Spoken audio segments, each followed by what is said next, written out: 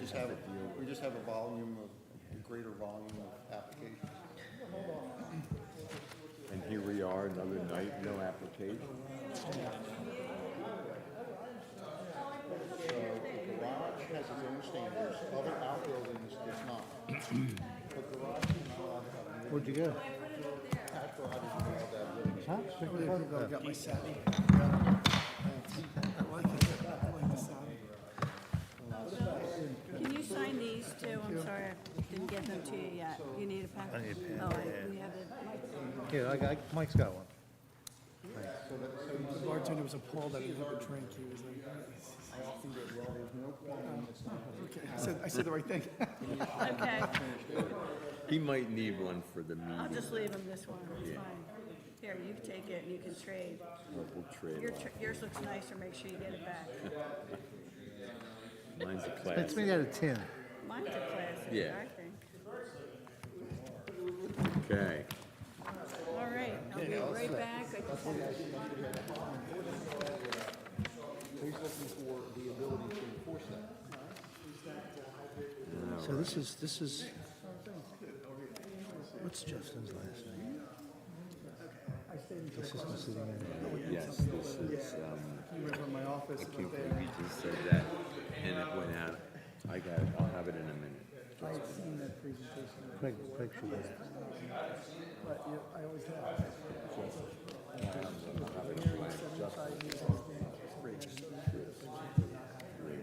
Really said representation of regional, 75 years ago. Zoom out there. Lately, it's been, I can't, when the pressure's on, Yeah, that's what happens. Give me 5 minutes after I walk out of somewhere, I'll be like, that's exactly. Yeah, that's how it is. it'll come to me, and it'll be blowing it. The harder I press my brain, the worse I am. Right.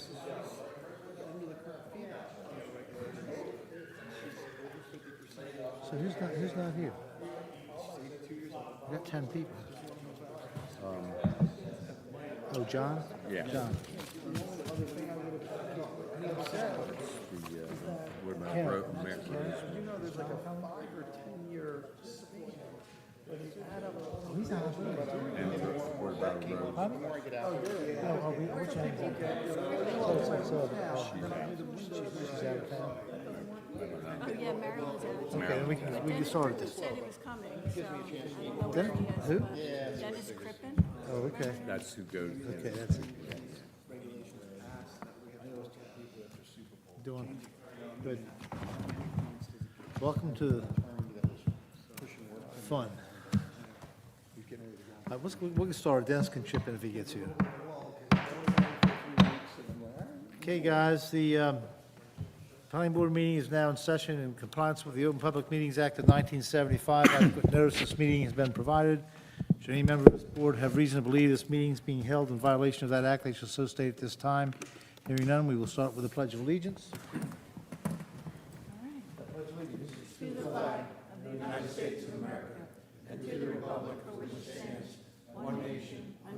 With liberty and justice for all. Just in time, Dennis. Okay, It's right at your spot. we have a resolution to approve. Jason and Cindy excuse me. Cluey. I'm sorry, we'll call. Roll call, okay. Mr. Bezaire? Yes. Mr. Jones? Yes. Mr. Riggs? Here. Mr. Crowley? Here. Mr. Gorgon? Yeah. Mayor Mullick? Here.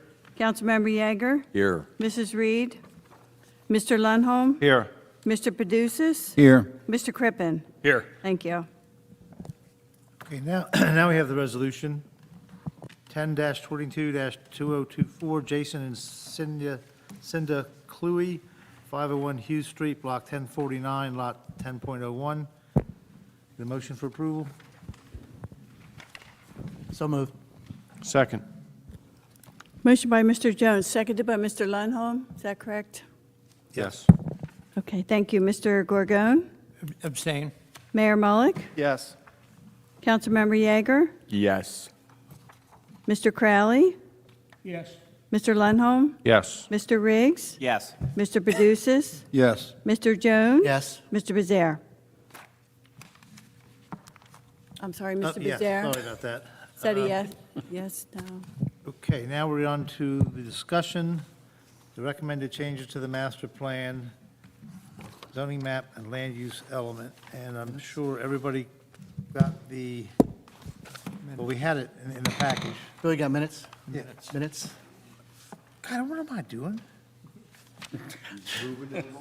We're all Moving good, along, we're all right. good, we're all good. All right, minutes of August 27th. I was just looking at it, too. Motion to approve the minutes? So approve, minutes, approve it. Mr. Jones motions, Mr. Paducah seconds. Mr. Gargone? Abstain. Mayor Mullick? Yes. Councilmember Yeager? Yes. Mr. Crowley? Yes. Mr. Lundholm? Yes. Mr. Riggs? Yes. Mr. Paducah? Yes. Mr. Mr. Jones? Yes. Mr. Becerra? Yes. Thank you. Anybody want to tell me what we're doing next? Yeah. That would not be coming from you, Dennis.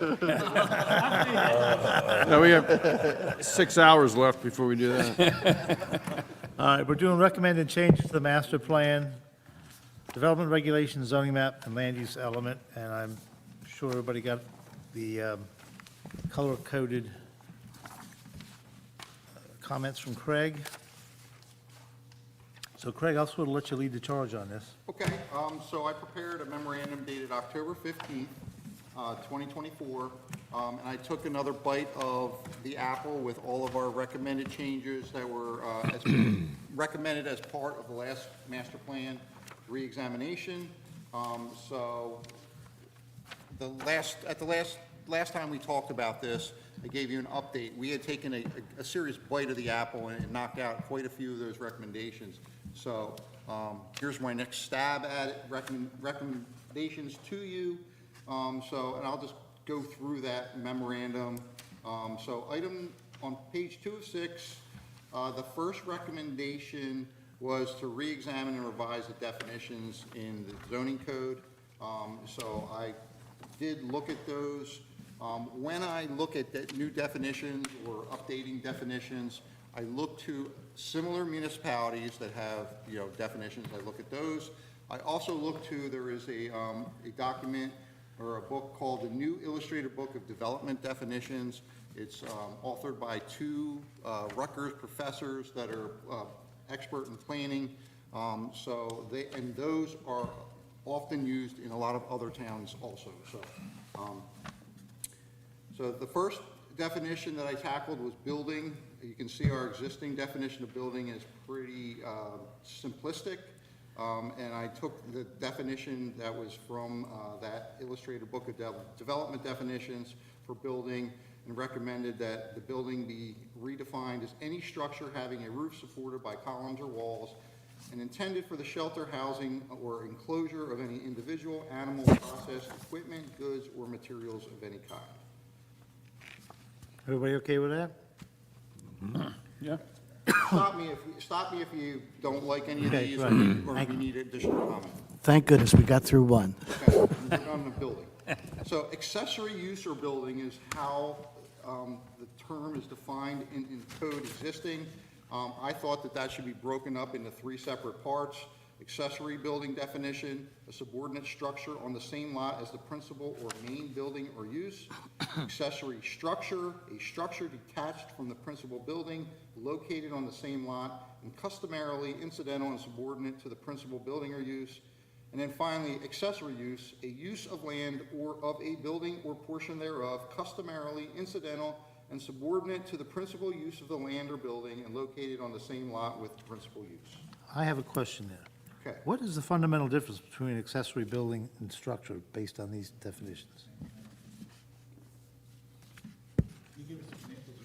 Okay, so accessory building has a roof supported by walls and or columns. Accessory structure could be a wall, a flagpole, or something ornamental, but still considered a structure. A fire pit? Fire pit? Okay. We dealt with that before. Yeah, You know, that's why, So, yeah, Okay, that's- so. Something that's struct- adjacent to the Right. accessory building, or a building. Okay, So it's not a building, it's something else on the property? Right. Okay, I think a shed is an accessory building, yes, That would be a building. because it has a roof on it and has dual walls. okay. Okay? Yep. So I think there is a difference. Just a question, the accessory building doesn't include the definition of walls or roofs? Oh, it does, building contains that, The building definition is the building contains that. attached to that, yes. okay, you don't want to say it in that definition? It's a build, What's a wall, what's a All right, roof? all right. Okay, so those are okay. I'm moving to Nitty-gritty. page 3. So we tackle floor area ratio, and habitable area. Okay, and you can see the existing definitions are above. So I made recommendations to further define floor area. So I added the first sentence, the sum of the gross horizontal areas of floors of a building or structure measured from the interior face of exterior walls. Both myself and the zoning officer get all kinds of questions with regards to how is this measured, so we believe that this should be in the actual definition so that it gives applicants and potential developers, that information right up front. And that's not Moskowitz language, that's your own language? That was, Depends how I it's think, a blend of mine and Moskowitz. You know? so another question on that, even though we have storage in that definition now, It's a screen. I mean, if you've got an attic where you have storage, that's not considered part of the floor area ratio, Okay. right? Floor area is different than habitable floor area. So the Okay, big driver of the questions with regards to this section, I think, is habitable floor Okay. area, because Yep. habitable floor area is what the floor area ratio is based off of. okay, Okay, so if you're calculating floor area for, say, a commercial establishment to determine how many square feet they have, to determine their parking count, it really doesn't matter whether it's closet space or, because under those terms, it's gross floor area. Craig, can I ask you a question? Craig, I'm confused by that. Okay, let's, Go ahead, Rich, go ahead. When you measure from the interior face of the exterior wall, right. so if the building is 36 feet long, it's really not 36 feet long. It's the inside of the exterior wall, right? inside, you're measuring inside to inside. If you So that's what take- you're saying, if you it's- Measure from the inside of this wall to the, All right, so it's Sheetrock. interior measurements. These are Yes, correct. interior measurements. Okay, from okay. the exterior wall. And that makes sense. Yeah, all right, I understand now, but I want to make sure that's what you meant. Okay. That's what I thought it said. Well, it did, but I've never, Okay, It does say that, yeah. okay. Craig? Oh, my goodness. I have been talking loud, but not. Sorry. Craig, Okay. one thing I don't understand about floor area ratio is that I thought one of the primary purposes of floor area ratio was to create a ratio between the structure that's on the lot and the size of the lot. Correct. So as to have a certain degree of massing. And if that's the purpose of it, I don't understand why anything is excluded. Either habitable, non-habitable, walls, stairs, elevators. If it's the massing of the building, the amount of habitable space has virtually nothing to do with the mass of the building. So that if you have a building that has, 5,000 square feet of storage area in it, its mass is the same as if it were 5,000 square feet of habitable space. So either it's a massing regulation or it's a density regulation, but that never made sense to me. So we're going Okay. through. So, to answer your question, I've actually recommended the habitable floor area, which is the driver of the floor area ratio. I added 2 sentences to that definition, to the existing definition. The total floor area of all habitable area in a dwelling unit. Habitable floor area shall mean dwelling space exclusive of attached garages, porches, cellars, or any other enclosure not capable of being used as part of the main dwelling area. That is always, those exceptions have always existed. I didn't recommend a change to that. That's a policy decision. If you guys want to do that, then that's a recommendation you can make, but And then I added on, interior walls, stairwells, elevator shafts, closets, utility equipment rooms shall not be excluded from the area calculation. Right, pick closets.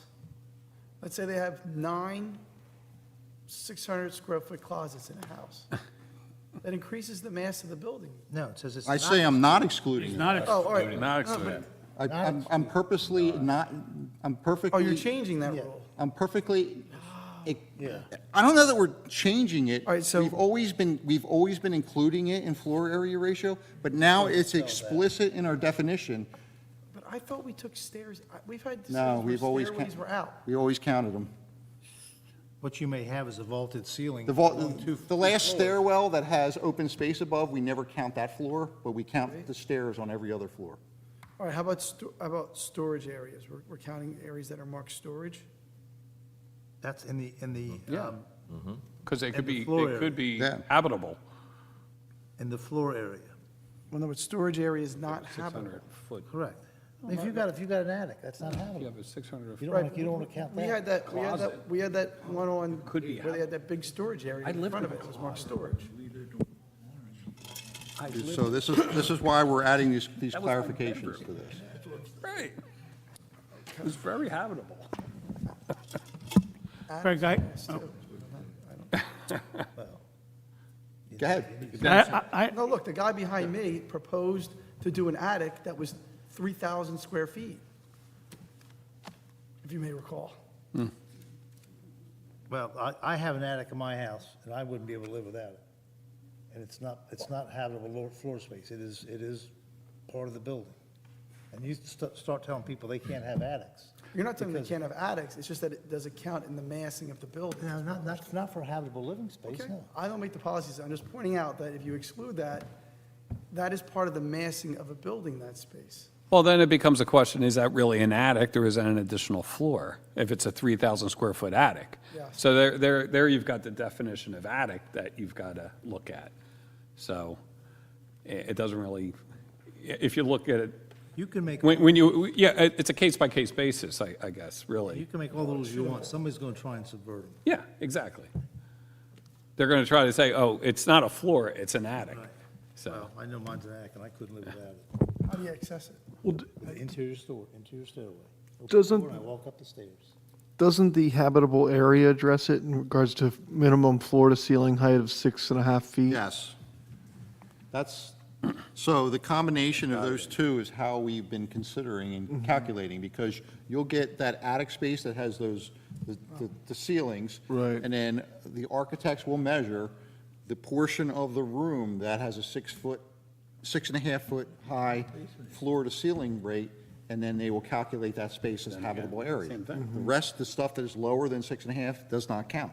But if it's 8 feet and it's not intended primarily for human occupancy, it doesn't count as habitable. Right, and then you get into that. And that's what I have underlined in my notes, is I don't know what that intended primarily for human occupancy. This isn't theoretical, like, I'm not trying to torture everybody, I'm telling you, I just got a question last week. Right. Someone has a detached garage, did they call you too, Craig? Well, yes. They have a I- detached garage, they have space above it, And I had the secretary forward the email from our zoning official. And this piggybacks onto this discussion, is that he says he's hoping that there's a couple of issues we can address in the definitions. Detached garages and outbuildings are not permitted to have living accommodations. I often get, in quotes, "Well, there is no plumbing, it's not habitable." To me, it should mean no finished area. The definition for living accommodations is, and then he gave us our existing definition of living accommodations, which I'll read. Living accommodations: kitchens, bathing facilities, sleeping quarters, toilets and toilet facilities, or any other improvements intended to support human habitation. And he suggests that kitchens, bathing facilities, sleeping quarters, toilets, and toilet facilities, or any other improvements intended to support human habitation, and he adds, including sheetrock, finish, trim, flooring, etc. And then he talks about other issue is unfinished space in structures labeled as attic or unfinished area, usually in structures that are at the limit of floor area ratio. And he asked for some controls on that. And he says it may be a bit extreme, but it could be something like this, be considered by the board, be added to the definition of FAR or habitable floor area. including any enclosed floor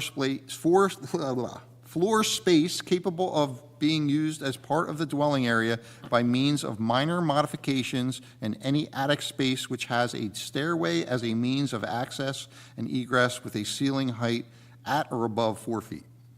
And that's what I have. So, I have this interior staircase that goes up to my attic, and I can, it's probably 5 foot so in the middle of it. yeah. I mean, I'm not trying to increase floor area. I just think that we're trying to define it so that Right. he can review plans and hang his hat on. And I This is think- the definition. and I need flooring in my attic so I can store Yeah. stuff on. Well, right now, it's 6.5 feet, so I mean, I didn't make the suggestion that he go to 4 feet, but, Isn't it like, Bill, just for your house, you have an A-frame, and you want to use that space, it'd be silly not to. So, but Just the we're fact not, that I have an interior stairway with a door there that locks off, that I get access to, doesn't mean I'm trying to sneak something in. Right. I need it. you have storage space up there, Loaded. yeah. well, Rich touched on the way that the floor area ratio control came about was, it was meant, and it's stated right in the master plan, it was meant to control the massing of structures. So when you get this huge attic spaces and stuff, the structure from the street looks massive. Well, if So- it's 6.5 feet, it's not, it's gonna. So How huge is it gonna be? I'm just pointing out the. we've had some congruence. worst-case scenarios. Yeah, I mean, if it's massing, then the fact that it's a huge attic space doesn't mean that it's not massive. No, it could have a 12-pitch roof, and the knee wall's at 6.5 foot, that's a lot of space. Yeah. So only from 6.5 foot above is habitable space. So if you have a room that has. According to our current definitions, yes. And I'm not making I'm not recommending a change to that. The zoning officer suggested something a little more stringent, but I'm trying to clarify the definitions so that, You can add, including sheet rock, finish, trim, that sort of thing. That's where it starts taking the form of living space. Right. Yes. What does it If imply? you've got rafters For showing, the attic, that's- like 4-foot attic versus 6.5, what does that imply if it's? so most of the time when that calculation comes into effect is you have the roof Right. pitch, they're finishing inside, but closer to the walls, the roof pitch dictates the fact that you can't get 6.5 feet until you move into the center, and then you have that center area that's counting to a floor area. So they're not, And if you go to the trouble of putting sheetrock and flooring and trim in that space, you're not intending it to store your Christmas decorations. Well, flooring you are. You're gonna, Flooring you are. yeah. Well, no, sheetrock, what he says is sheetrock, flooring, finish and trim, et cetera. But the flooring is necessary to have storage. But the point is, if you make it look like a room, it's gonna be a room. That's what I just said. If you keep the sheet rock, finish, trim That part of it. in there, that's different. But the flooring is something you have to have. Yeah, well, of course, if you're gonna use it, you have to have flooring. Yeah. Right. But I you, think he's referring to, I'm assuming OSB, like a plywood or whatever. Yeah. Not finished floor. That's not flooring, yeah. Paneling, Yeah. you can have insulated paneling. Well, one thing with sheetrock too is, I don't know, some people use it as fire blocking, it's fire rated. I mean, If you have an attic that's just, If you're in a condo or twin, or it's. Yeah. Yes. and even for storage, if you have drywall up, you're getting a lot less dust and everything from insulation and all that. I mean, I get what he's trying to do, get no trim, no, finishes, I would say, but I think there's probably a lot of people that like to put drywall in their attic that are simply trying to use it for storage. We have a real-life version of that, like, it won't come to this board, right? That would- no, it's coming to the zoning board. Yeah, I mean, they have a Right. detached garage, they built a new house, detached garage, it said attic on the plans. and now it's an office. Well, there's no running water, there's no bathing, there's no baths. Not yet. It's not, well, but even if it stayed that way, it's essentially adding a bedroom and living space to the property. So, I mean, but what is that? I mean, it's not, Well, that's the zoning board's going to decide it. it's not, yeah, but let's say it's not heated, it's not cooled, Right. it's above a garage, there's no running water. It has but- electricity, But it has electricity, but so does the garage. Right. So does an attic. so there's an attic, yeah. So, you know, it's one of those things where, You can see the gray area that exists in these definitions that the zoning official has a hard time making determinations. Well, that's when he sends them to the zoning board. but that's,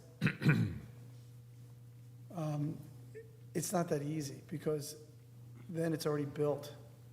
Yeah, right. Typically, yeah. That creates Listen, variances for no there was one- reason. There was one in Village Green where they made him take it out. They went to the zoning board, they didn't approve it, and they had, in order to sell the property, they had to take all that sheet rock and everything was up there out. So, I think you should give a lot of consideration to your zoning officer's views on this, because he's running into the real world. And the old version of heating and cooling, or having running water and stuff, it's so valuable to get an extra bedroom, or, you know, in the properties now, that the hot water and heating and stuff is just not. May I offer a suggestion? And one of the things I wanted to talk to the board about is, we're getting towards the end of the year, and you can't introduce ordinances and have them pass this late in the year. So I don't know that this is a rush to get this in front of the governing body.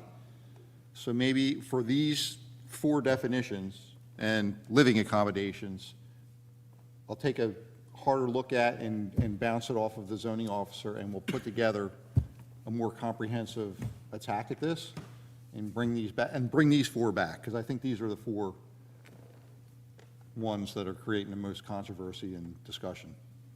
Does that work? that works? Yeah. Okay. That makes sense. Okay. Just say again what for you.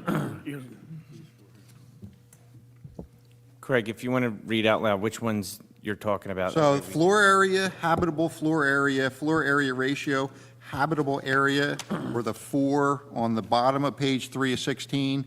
And the zoning official also recommended definitions for living accommodations, and he also made some other recommendations in there that I can try and pull together. And I didn't get these until after I wrote my memo, so. So let's, All right, we're good with. so let's, we really want to get these right, so we'll take a second look at those. Yeah. Can I ask one question before we move on about the floor area? That language says, when used for business or commercial activities, the term floor area shall include customer, showcase, storage, and sales facility. What elements of that business operation are not included in that definition? Okay. Right at the top. Top of page 3.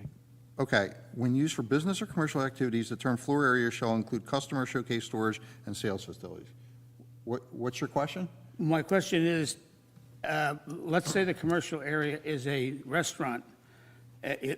Where's kitchen fit into that?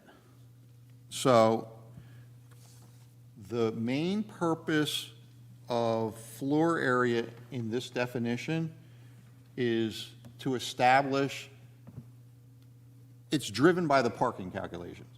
The only time you're asked to calculate floor area for a commercial building is for parking purposes.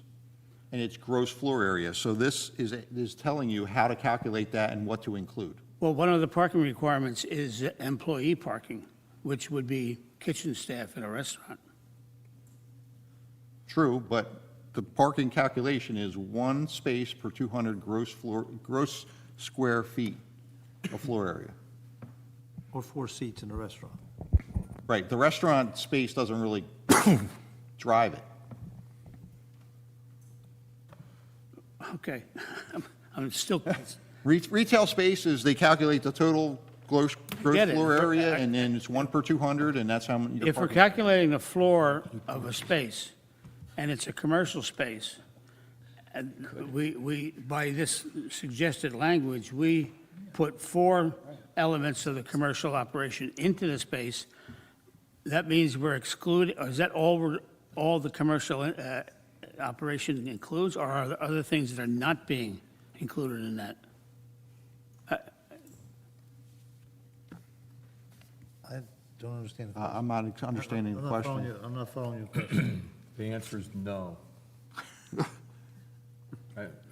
That means there's no other aspect of that commercial operation that's using that floor that's going to get included in the floor calculation. I think you're including, So everything that's part of a Still thinking restaurant restaurant, is calculated into thinking, the floor area. you're thinking of That's what retail he's saying. store. Well, I can see, if there Restaurant was a parking retail based on number store, of seats, those so- four things apply. Yeah. It doesn't apply to a restaurant. And employees. the restaurant calculation, is based on your number of seats. That's not. So you're never going to calculate the And gross so floor we're area. changing floor area definition, and we're still not including that in the definition. But, correct. This isn't Right. this isn't the parking section. I didn't say it was. I'm just talking about, It this- relates to the It parking. relates to the parking. I'm only but talking isn't- about the content of the definition of floor area. but isn't a restaurant the parking based on number of seats and Yes, number of it is. employees, not by square footage? Other commercial, like a retail space, clothing store or whatever, then that's different. They don't have a kitchen or anything like that, and it would be based on square footage. So that would be the difference there. Maybe That he'd make feel sense? better if you would say for, for commercial operations other than restaurants. I think if we're going to And then continue say the that. conversation and take a deeper dive at it, I think we can shelve the conversation on that and then tackle some more of these I definitions. can't hear you. All right, that's part of the show discussion. All right, On the shelf. On the shelf. Okay, so we're going to kind of table those four, and we're moving on to page 4 of 16. Rich is going to like this one because our definitions of hotel and motel were quite antiquated. They never really made sense, and they're based on the number of units, and it just, so I took these out of the Illustrated Book of Development Definitions. I recommended that the definition of hotel be defined as a facility offering transient lodging accommodations to the general public and providing additional services such as restaurants, meeting rooms, entertainment, and recreational facilities. And then motel, an establishment providing sleeping accommodations with the majority of all rooms having direct access to the outside without necessity of passing through the main lobby of a building. So motels were motor hotels that, that's how that name came about. Those are primarily accessed, you pull up in front of them and you access your room from outside. You don't have to go through a lobby. We have, those types of motels exist in Cape May. Hotels are more of your standard, go through the lobby, check in, and they have the other accommodations with them. So no minimums on how many rooms or how many individuals can stay there? No, it never made sense. There are motels with more than 20 units, Sure. and the hotels, there's hotels that have less than 20 units. Right. So. Of course, yeah. The units count never made sense to me the whole time I've been here, so those definitions were just never made sense. So at the B and Bs haven't been considered hotels? No, they're their Most own of them use. They're a are- separate use, yes. Right, yeah. Whole separate thing. So- But the hotel could be a 10-unit hotel Correct. under the new definition? Correct. Okay. And the hotels and motels are, they're more regulated by the individual zone that they're in. You have to have a certain number of square foot lot area per unit, is how the units are regulated. So I'm not Not playing with that. messing with that. Right. So I'm not making it less restrictive or more restrictive. I'm just cleaning up the definition. Yeah, that's good, I like it.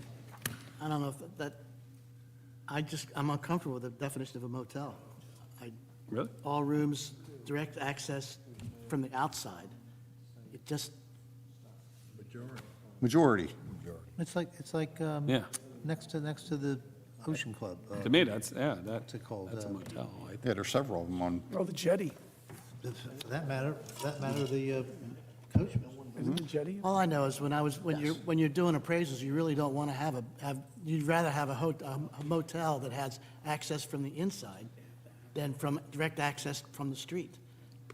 You really, I mean, that's, Well, then it's a hotel. well, I know, but they never call them a hotel. Right. As an appraiser, you can call it what you want. You don't have to follow these regulations. All right, okay. All right, I don't want, Yeah, this is land use. let's move on. Let's move on. The consideration of the hotel is important in relation to what happens a couple pages from now.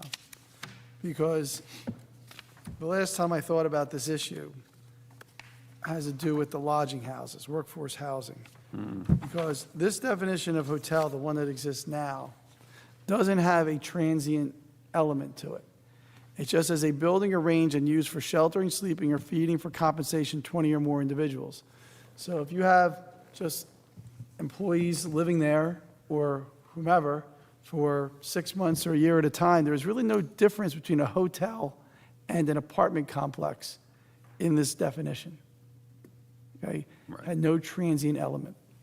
So, and the Alcott is kind of a example of that, which is down the street from me, which was a hotel and now is something that I don't think is a hotel.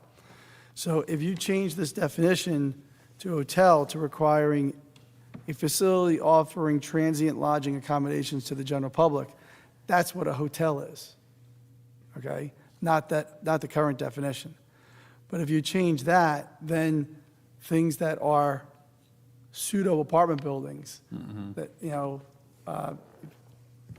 just pick any one of the units that have multiple units in it that's not a condo, and you rent that out to employees or whatever, that is not a hotel, and so that is not, So they're masquerading as hotels.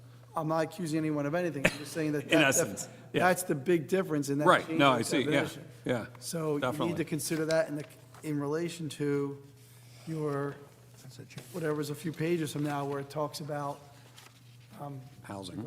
housing. Workforce housing. But wouldn't Workforce that housing. example be a change of use, like the Alcott, which was a hotel, and now you want to call it an apartment or lodging area, but it's, Well, we're going to have to address employee housing, because that's just the change of use of that structure. Well, it's, I mean, it's a lot of things, I don't want to, mean, you have a hotel. judge it, but it's a change of use. It's if something that's a non-conforming use that is a different use than was there before. right. Right. But it's like a hotel or a motel that now decides to become condos, and each of the units is individually owned. condo-tel. That's a form of ownership, that's not a zoning. That's a what? It's an ownership, condo-tel's an ownership issue. Condo is a form of ownership. If you condo a hotel, it's not a hotel anymore, because it's not transient. Right.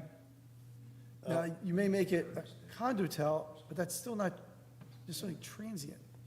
Like a hotel is a place where, you get off your horse, you go in, and you get a room for the night. That's kind of like, that's what a hotel is. Didn't realize that. Is transient the key word? Does that need to, does that have to follow down into motel also? Yeah, that's what I I was think going to so. say. Yeah. I think, So instead of sleeping just providing transient lodging accommodations with the majority of all rooms. yeah. But that's Yeah, the the first- traditional definition of hotel and motels, that it's the transient nature. Okay, so Craig, the first 5 words of hotel and motel should be the same thing. that's what I was suggesting. Right. Right. Okay, so we'll change that to, okay. And it may be a good thing to have the housing, and I'm not casting aspersions or anything, I'm just saying that change matters for those things. You're getting more and more of those. I have a question in regards to hotel, and it's a question, I don't know what the answer is, but I can think of an example in Cape May, but I think it'll probably be something more in the future is, frankly, less services, maybe no restaurants, no gymnasium or anything like that, and maybe even no lobby, just internet check-in, here's the code to your room, open your room up and have fun, so that's a trend in hotels kind of like an Airbnb model of hotels. Does this fit within that definition? And I don't know. Seems to. I'm really just, I- I'm really presenting a problem, not a Falls solution. into the definition of motel. As motel. I Okay. think it does. Or maybe just take out and, see where it says. And may provide additional service? Yeah, often providing or something like that.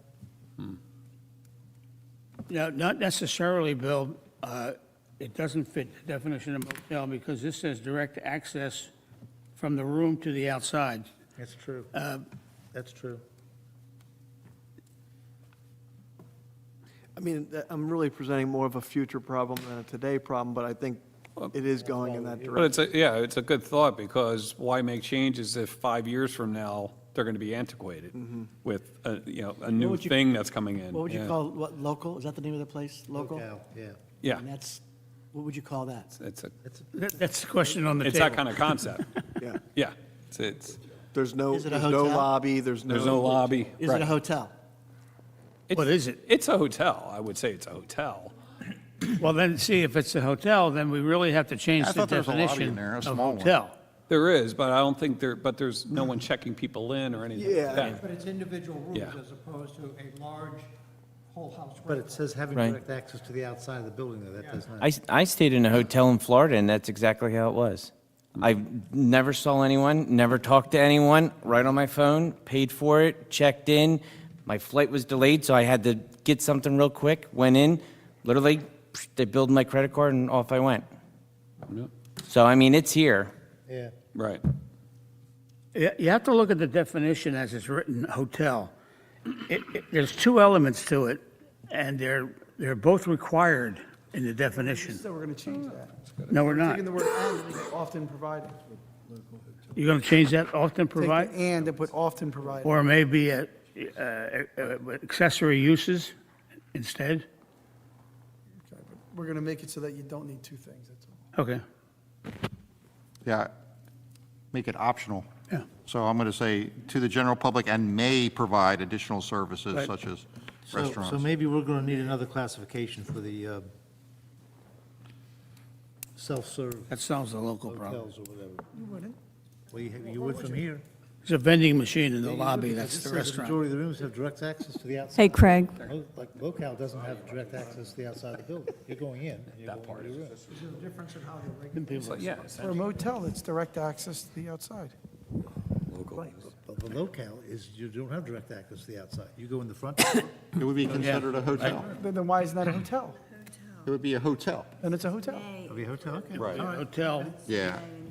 once we change that The line. motel is a motor, that's why it was called a hotel, right? 'Cause Right. Your car parked in front of your Yeah. room. It was the motel. Motel. It was motor hotel is how So- the word So the consensus originated. is that the sort of the do-it-yourself accommodations are a hotel. Or it could be a motel. If you don't go through a lobby, then it's a Depends on motel. whether you go from the outside or you go through a lobby. Then we better have the same regulations. So I think it These doesn't two matter. It definitions doesn't matter. should match, except one you access through a lobby and one you access from outside. Right, and whether you do so with people there or no people there or other service provided, doesn't matter. Does it matter? You go through a lobby or you go from the outside. Gotta put that transient thing. Craig, Right.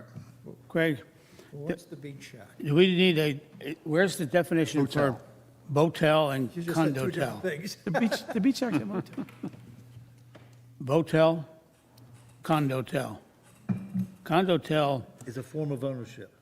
but it's a facility by its structure is open to the transient market accommodations, just like the other two things are. If you buy a unit in a condotel, you're limited to personal use. No, you're not.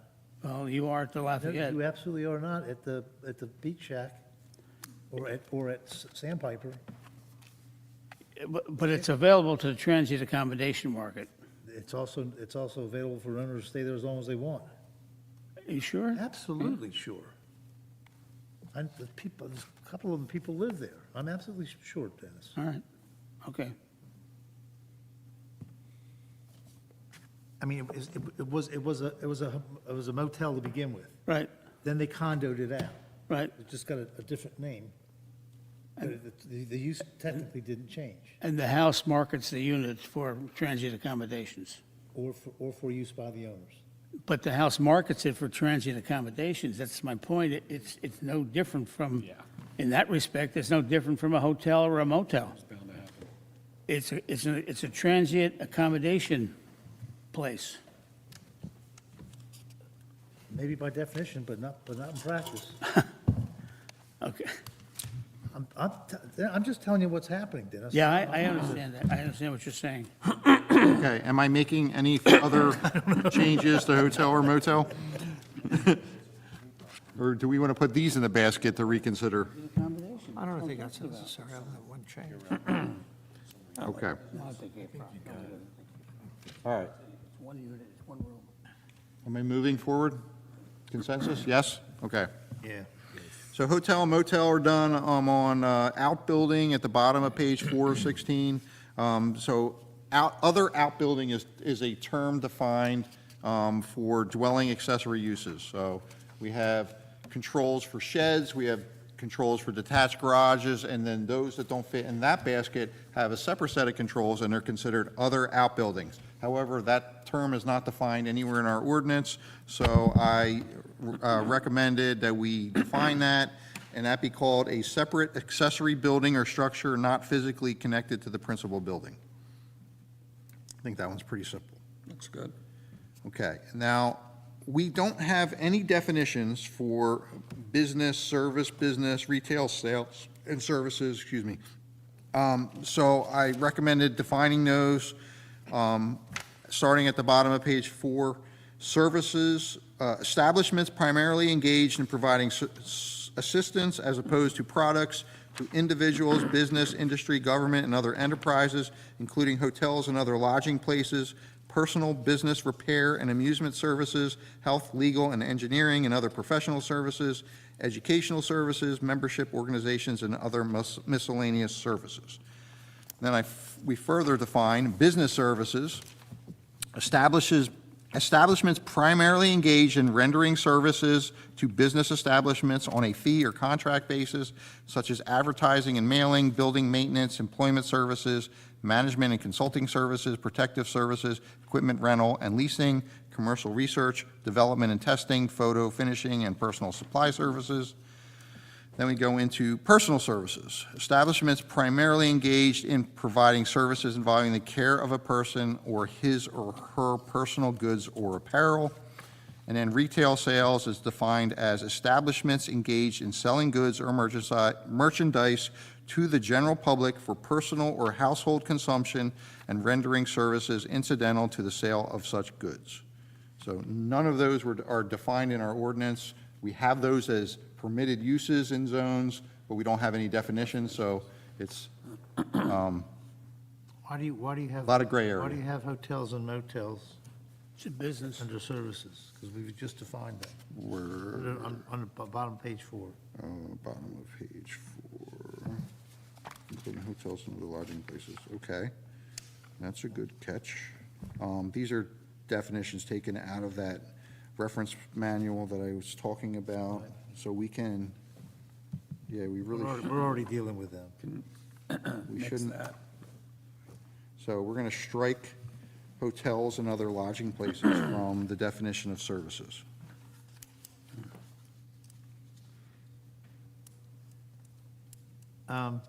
Just as a point of reference,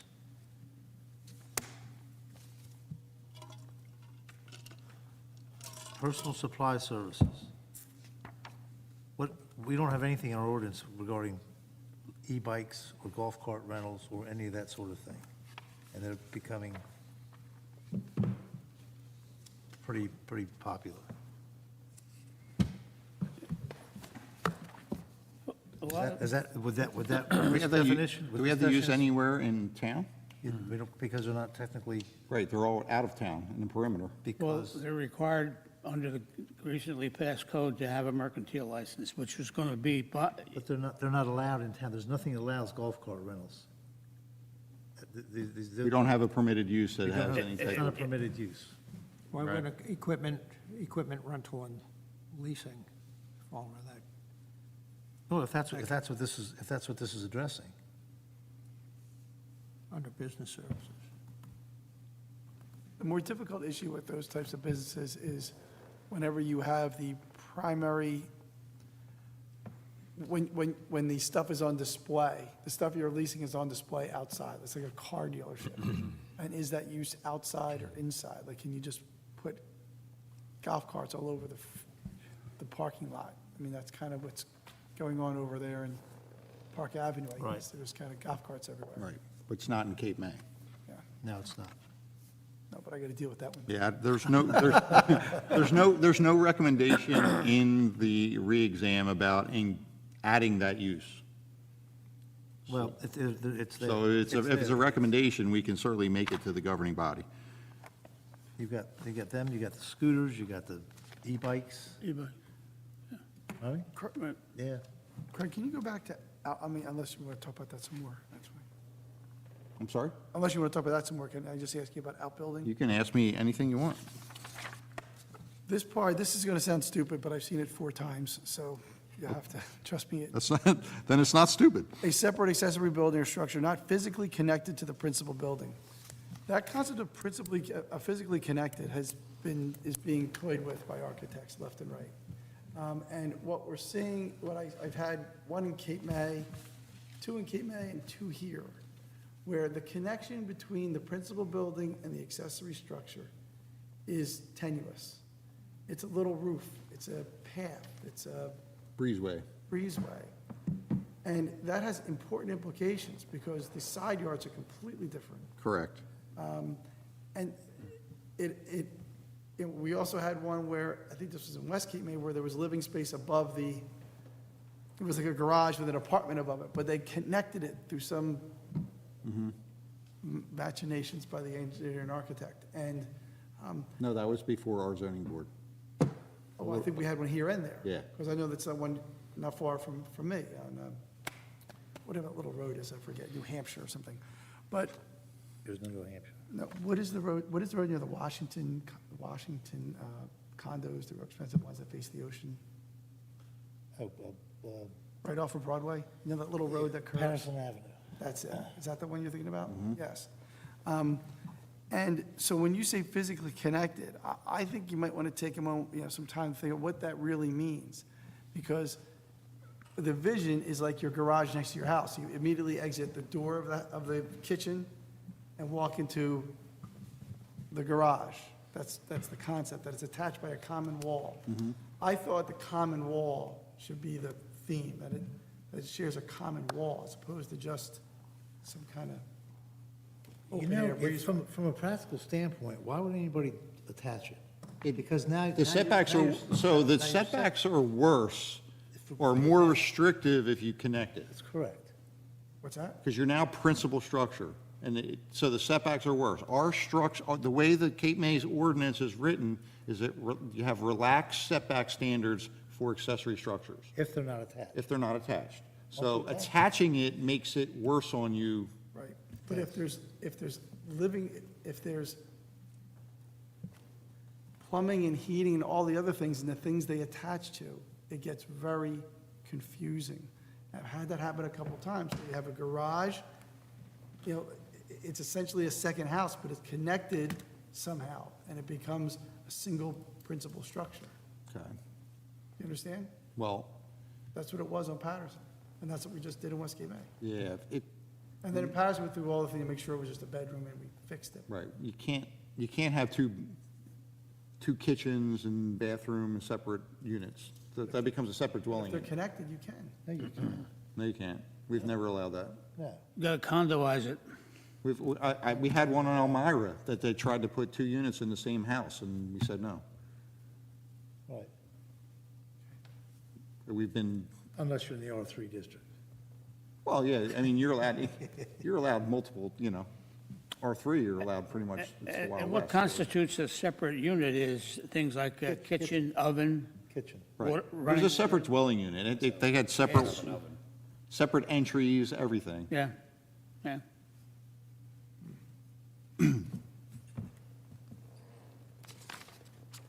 Anything else?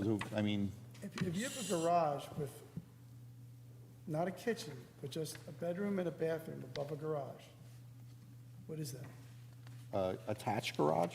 Well, I'm about to, that's the next If it's an question. attached garage, and it's, what is it?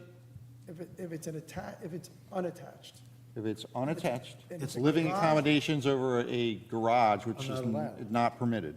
what if they attach it? Then if, so long as it relates to the principal structure, it's That's permitted. it, that's what I'm saying, so that if you connect it with a breezeway, you now have what would normally be a in-law suite with a garage and a bathroom and a bedroom, but if you connect it somehow, it's permitted, and that's what I've seen happen a number of times.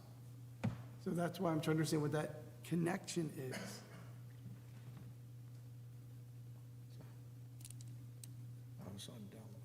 I don't know that you control that through the definition.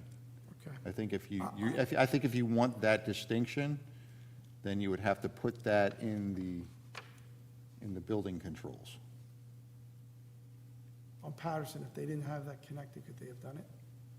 They didn't have it connected, no, They they had a couldn't have. master bedroom and bath above the garage. No, they certainly couldn't have. So by putting that little thing there, they did. By connecting What if that it. was just a breezeway? But they enter through the same principal I dwelling. know, we went through all that torture because know. of this problem, but I'm just saying that if you connect it with a this is what they did in Westgate, May, we had this, so Yeah, Did they it's- did they need a side yard variance? it's They got it's a two lot of principal variances. use. They got a lot of variances on that lot. Yeah. So. A garage with a bedroom and a kitchen is not a permitted accessory use, That's, if it's Correct. attached. That's, if it's unattached, detached. if it's detached. If it's attached, Even if it's on the second floor of a garage? if carriage it's house? attached, it all becomes the same principal structure, and then it's permitted. Right. But you can't have two separate units in there unless, But when you attach it, now you've got to meet the setbacks of a primary residence. Yeah. The garage, for instance, only has a 4-foot side yard. Correct. If it's attached to the house, it's anywhere between it's usually about a 10-foot. 8 or 10, depending on 10 the foot. zone. So, you know, these lots aren't big enough to be playing with it that much. But I raised you the do get issue, it. but when it happens, you'll see. I've seen. You can say, ha, I I've told seen you so. 3 or 4. I've seen 3 or 4, well, I mean, but look, I get to see 3 boards every month. So I see a lot of applications, and I see these connections that, you're supposed to try to look for patterns that are happening. And connecting structures to avoid being a second principal use is a common theme in the last year and a half. That's what you have the zoning board for. Because if they need a variance. If They don't need a variance, we never even If see they it. did need variance, then they just go to the construction official, they get a building permit. You know, you Right, don't they see it. connect it with a breezeway, and now they Correct. have a in-law suite that you wouldn't otherwise allow. Well, it's- In-law suites are typically have separate entrances and exits. And they have, then and they have kitchens. That would constitute a separate unit for me, and I would flag it. And there's a connection between this discussion and the other discussion that's going on in town about affordable housing and providing reasonable housing accommodations in things like apartments and apartments over garages, which now we find out you can't do. I think the exercise we're doing here is to make the rules so clear that we don't need variances, that we don't need to have doubt in the minds of somebody who wants to do something with their property. And I think that's what we're doing here. If the definitions don't work that we've drafted here, let's sit down and make them work. But you- There is no perfect zoning code to address every situation, and that's why there is a zoning board. But we want to have the most perfect definitions that we can. Yeah, right. So to avoid confusion and make it clear, and so that we, I think what Craig is saying is his definition of the out-building is what pretty much everybody's using that definition right now. yeah, that's right, that's where I took it. We don't have a definition, we have none right now, so there's nothing defined. Please don't take this as a snide comment, but your source document is a book written in 1993.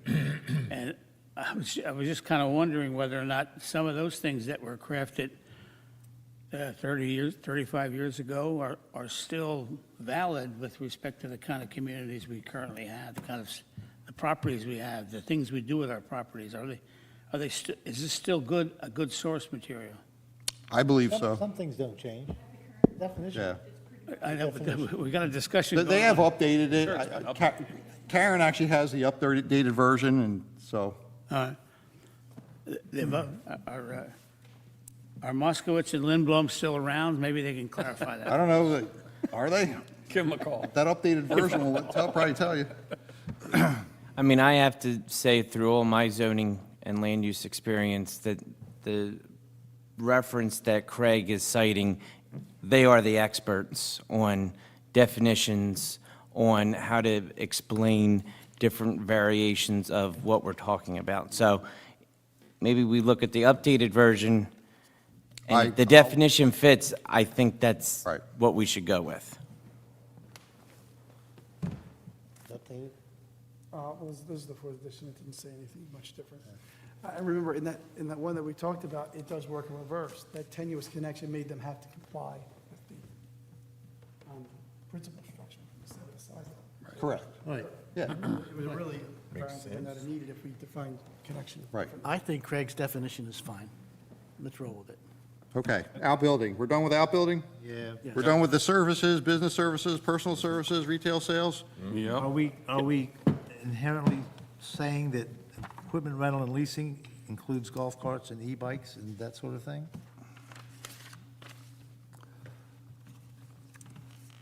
Is there anything unique about them? No, but they're Versus not, everybody they're else. just not addressed, and they're all over the place. So you're saying if you leave that in there, then they're going to be able to become here? Right. Is that what you're saying? Yeah.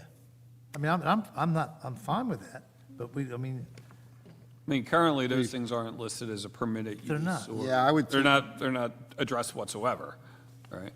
They're not expressly permitted, which means they're not permitted. Right. Correct. So I don't know that we should include equipment rental and leasing if that could include. I'm not suggesting that we not allow them.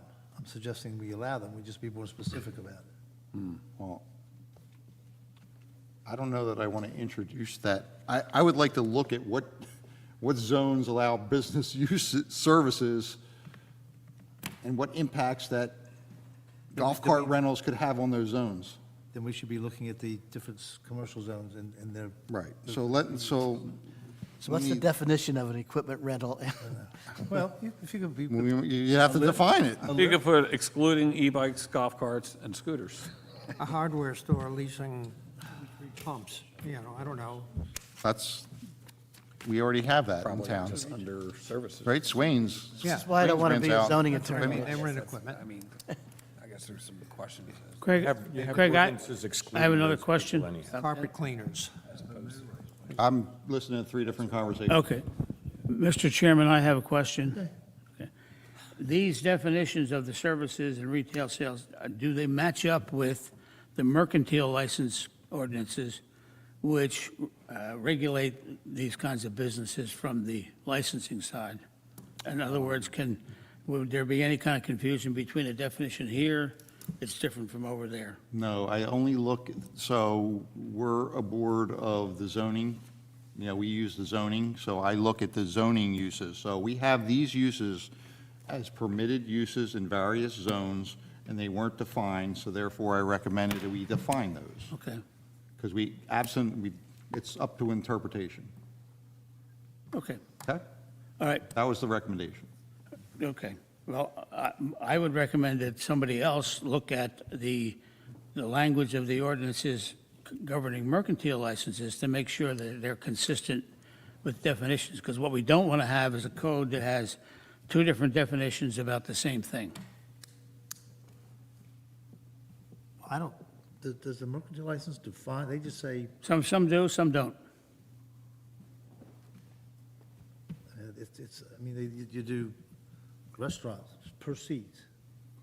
Yeah, there are some definitions of the businesses that are required to have a license, and there are some that don't have a definition. That's, my point is, let's just look at it to see that there isn't some built-in inconsistency that we allow to continue while we're changing our code to make it clearer.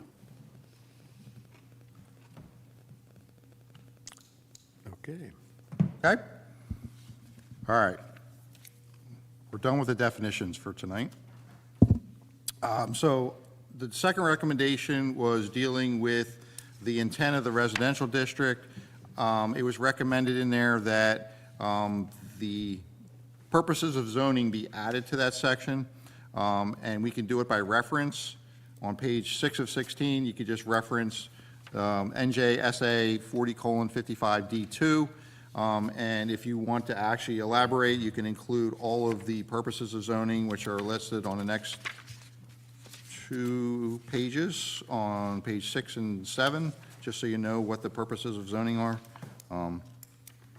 Is there any questions with that? I don't know. Is there consensus on just do it by reference, include the whole thing?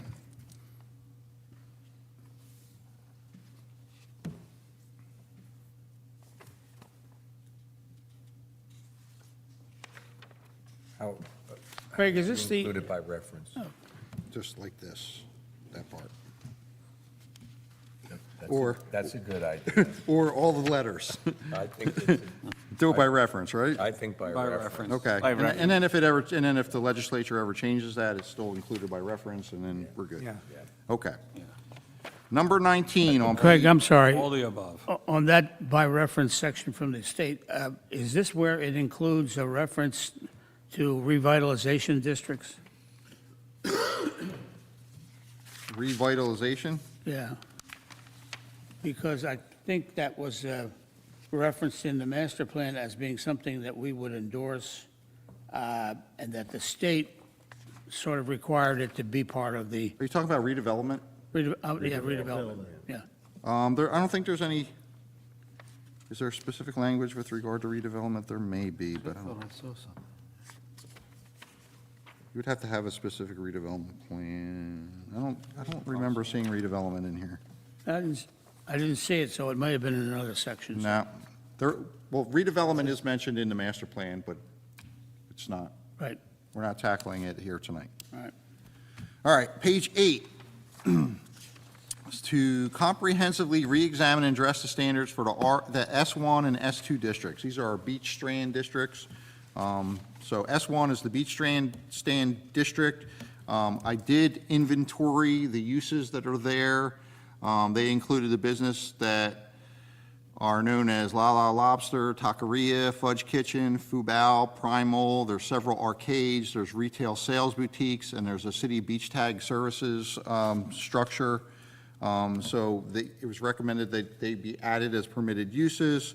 So at the bottom of section 52530S1, I added letter D, the retail sale of goods or prepared food.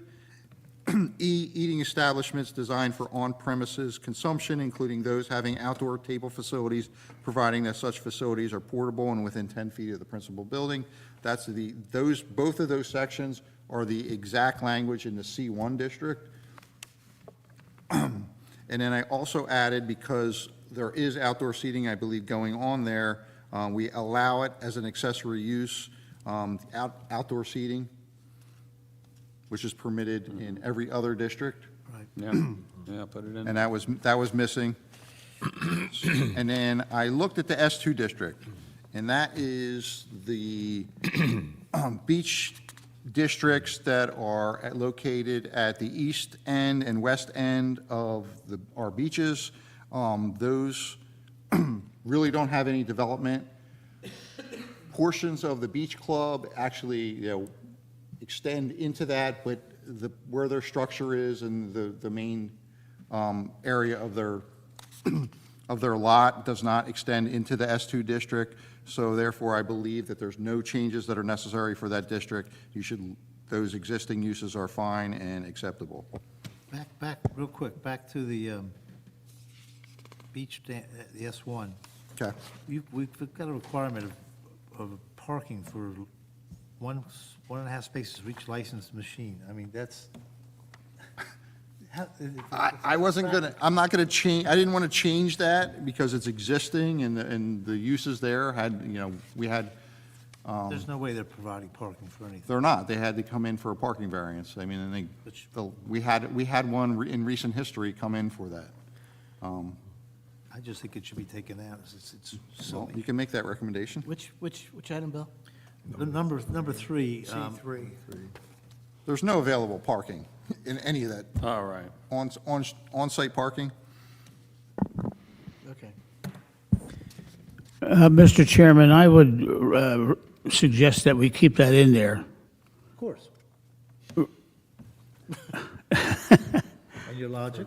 My logic is that the city in total is including parking as a required element of any kind of commercial development. That we're not able to generate enough revenue in this city to support transportation services or parking services at this point, but the requirement to have a parking space connected with your business or your license is a way ultimately to examine fees and Well, see, that's not, see, you're talking about a monetary reason. We're talking about zoning here. right, so, Zoning is not- so zoning you're, is not practical. but your suggestion to remove this from this section implies that it probably ought to be removed from every No, section. I didn't say that. Well, no, I didn't say you did. I say you'd open the door to taking parking requirements out of Opens the door to code. this one section on the beachfront, which is the beach side of Beach Drive. I understand that. Requiring them to have parking is, And when you say to one section of our code that we're taking your parking requirement out, it opens the door for the discussion of taking parking, and the master plan actually does allude to this, and we'll talk about this, I guess, at some point. The master plan does suggest that parking requirements for rental properties and commercial properties in the mall be removed as well. I would like us not to get into a discussion of throwing away the parking requirements just because we currently can't provide enough parking. If I can just ask a follow-up question, just so I can understand the process with it too, right? So if I were to put in an application and I was approved, and I can't provide parking at that location, I make a contribution to the parking trust, correct? no. No. No, That we're going provision- to talk about that in a minute, but Yeah.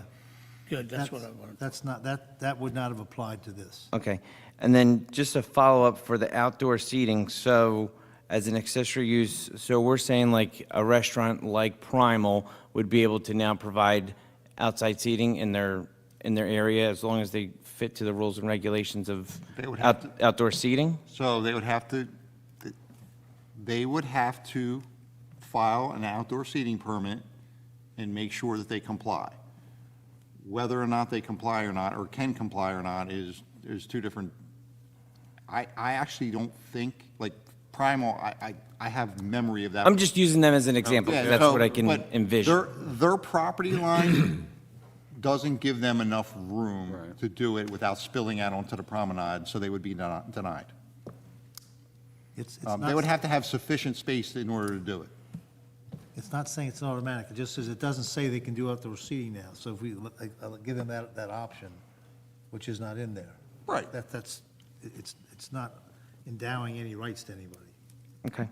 But if it's unaddressed, You're not allowed to block sidewalks, you're not allowed to encroach into the public right of way, like, so if you have enough sufficient lot area, you could theoretically do it. I mean, we're having a tough enough time policing what we have out on, the Washington Street Mall and things like that. So I would have to say I wouldn't be for adding that as a use to it. Okay. That's my opinion, though. Bill, your reasoning to get rid of this parking is because this is everything ocean side of the promenade? Correct. Correct. I mean, that's it. Yep. That's the only reason why you're doing it. That's the there is- S1 is on the ocean side of Beach Avenue, Correct, It so- applies to S1. yes. only S1. And aren't there tables like Fubao and Lala Lobster, they have outdoor tables, but that's on their property, or it meets the criteria, I'm assuming. I'm assuming, I Yeah. didn't see the outdoor seating Right. application, but So keeping that in there, and with Primal assuming that they don't meet the criteria, they wouldn't be permitted to do it, or Yeah, any other establishment. I mean, I'm just looking at it as You know, we're supposed to be looking at things where we're looking into the future. And, I mean, like I said, we're having a tough enough time policing what we have. Why would we try to add additional, you know, things into the mix? Well, the only problem is you can't deny a business the ability to do what every other similar business in this town is able to do just because we can't Sure, enforce. sure. They should have the same right. Sure, and, you know, and as long as we're looking at the rules and regulations to it established under, you know, Chapter 412, you know, we would have to have a deeper dive into what exactly those rules are to make sure code enforcement has a good understanding of what that process is, too. Well, the process is the zoning officer takes a look at it, fire, police, you know, all of the various agencies, the city engineer looks at the plan is approved, and then you can have the seats. Only if it meets the criteria that's listed in there, and it's, you know, very, very strict. Craig, I have a question about this, the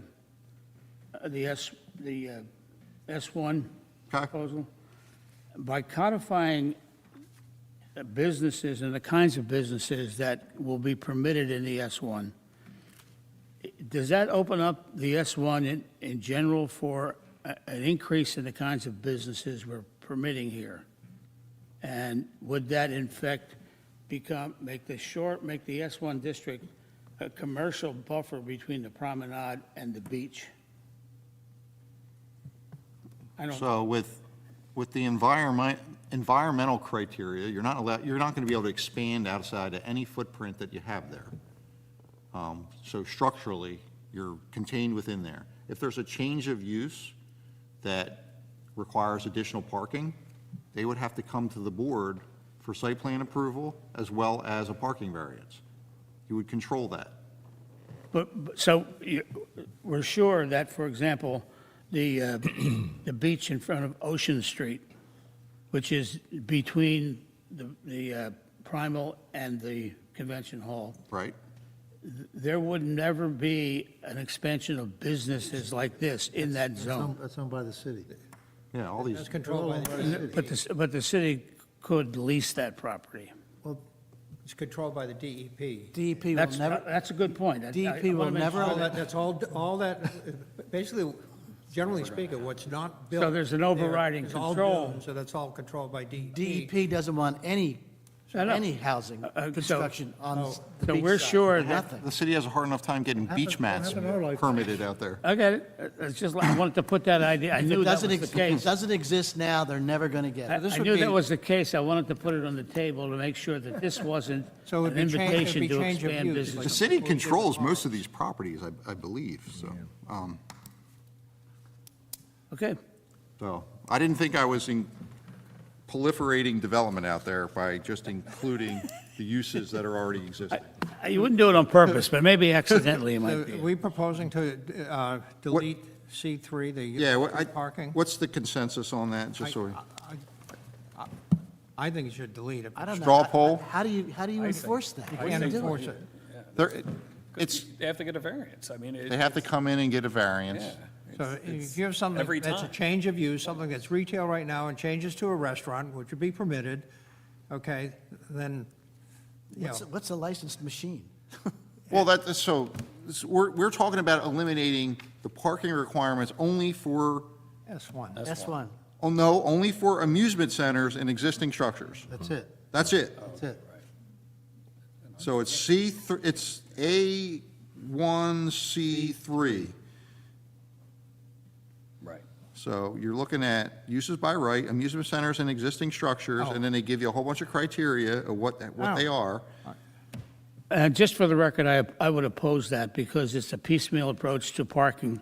And I think this board's responsibility is to do comprehensive reform and not piecemeal. So if we're going to discuss parking and the parking trust fund at a later time, then I think any issue related to parking ought to be held in abeyance until we have that discussion. Well, I think this is not a money-making board. I didn't say it was. I'm talking about the policy for the city with regard to parking. if we're going to look at it in a comprehensive way later on in this report, What's let's the do that. consensus then? That's what I'm looking That's for. my, Maybe we just. I've heard a positive and a negative, I and mean, my We take a my straw sense poll? is it should be eliminated because it's something that you can't do. I agree. Oh, I agree. Eliminate. Get rid get rid of it. Get rid of Okay, it. can we go around? Well, you can't do it around the mall either. No, that's the next, that's Right. another topic. Well, we're getting there too, so Just us one. yeah. just ask one. Well, no, I agree. It could be stricken, and I agree that there's no need to strike it because it's been there forever. It doesn't change anything, and nobody cares. Except me. I think it should be stricken, It's okay. Anyone else? obviously. Can I ask a question? If a business changed hands and they wanted to change to a restaurant, from retail to a restaurant, that is when they would need a zoning So variance? that would change the parking count. The change of use would require site plan approval, and they would require you guys to approve that, so long as they're a permitted use. I agree with the concerns that Dennis raises, but frankly, requiring someone to get a variance for something so simple seems silly to me. Right, Yeah. exactly. Yeah, that's a good point. I mean, we're requiring to get a variance for something that's not physically possible. Not possible, yeah. So it costs them money They're going to go Yeah. through all that. Yeah. unnecessarily. Okay. But I would say on the record, I agree with your Sounds like concerns, Dennis. consensus It's- is we're taking it out, right? Correct. Okay. Yeah. Anyone else want to comment? I don't want to steal anyone's thunder. Yeah. Okay. So that was 19, and we talked about S1, S2, no changes to. Under 20, so there was concerns with regards to the swimming pools. So I listed the current regulations for swimming pools, and it has all of the setback and landscaping requirements.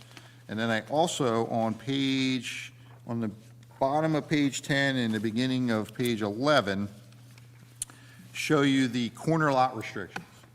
So the corner lots require that both yards facing the streets be treated as front yards.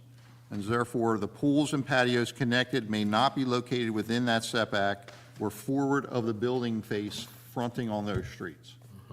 So I'm looking for direction. I think that that's enough control to kind of protect the corner lot situation, but if the board wants stricter language in there or additional controls, please direct me as how to do that. I think it's been working.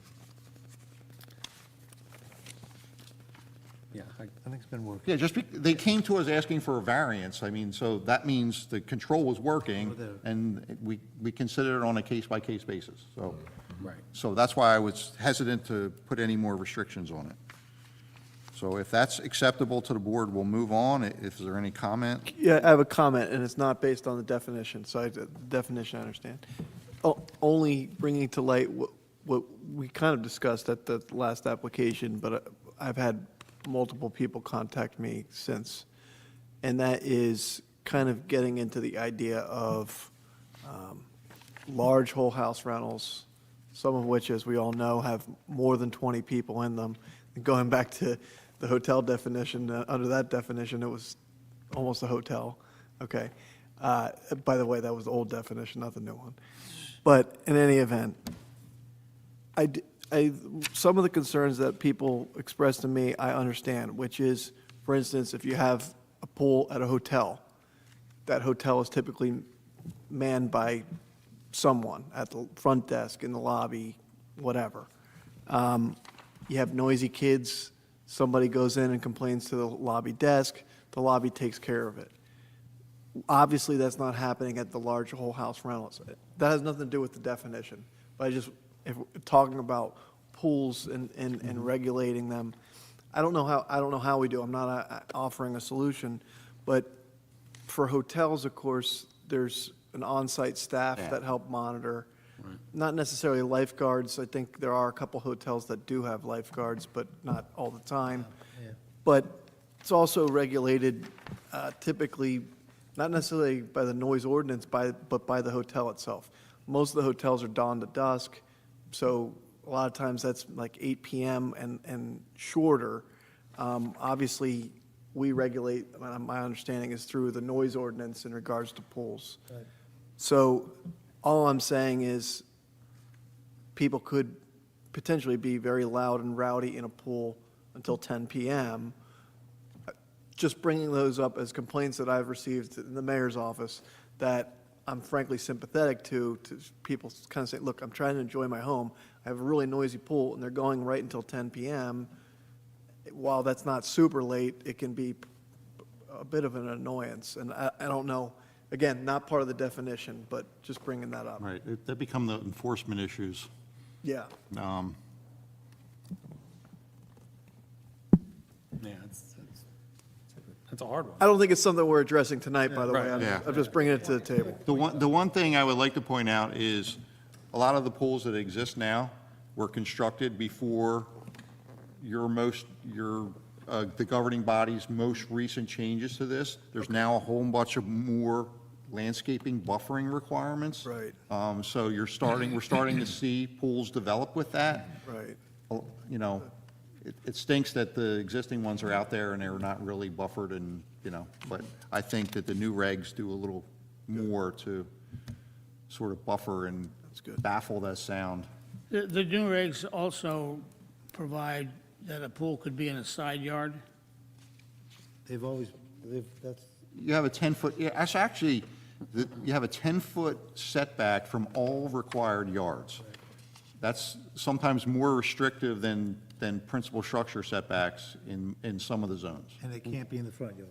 It can't be in the front yard, that's obvious. Right. Can't be in the front yard, can't be forward of the face of the structure.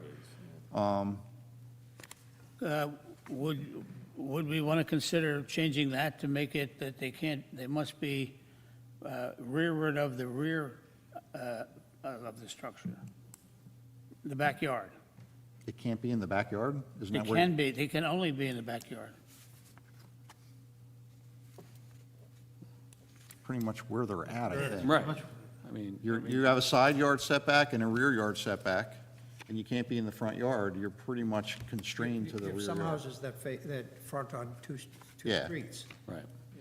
In which case, Or if you have enough on the side, you can put a pool. My point is, people are building pools at it's record side numbers around town. There are pools in the side yard. And they're building pools in the They're side yard. visible from the street. If you think about it, you've got to have, the pool's got to be 10 feet from the property line, got to be 10 feet from the house. And the pool is probably going to be a minimum of 10 foot wide. That's 30 foot of your lot. Most lots in town are not much bigger than 60 or 70 feet. You're not getting a lot of them on the side of a house, just simply because of the width of the lots. Yeah, it's not that, it's not a lot. It's It's not a definitely not a lot. It's but not the they're- issue. They're that- there. It's not the issue that the mayor raised, where it's a big party house, and it's not a huge pool on what you described. It And can't be. and that ruins it for everything. It's a bathtub. and not in front of the face. Yeah, I would have liked to seen the side yard pool eliminated, but it's just not a big deal, I guess. Okay? Okay, no changes, good?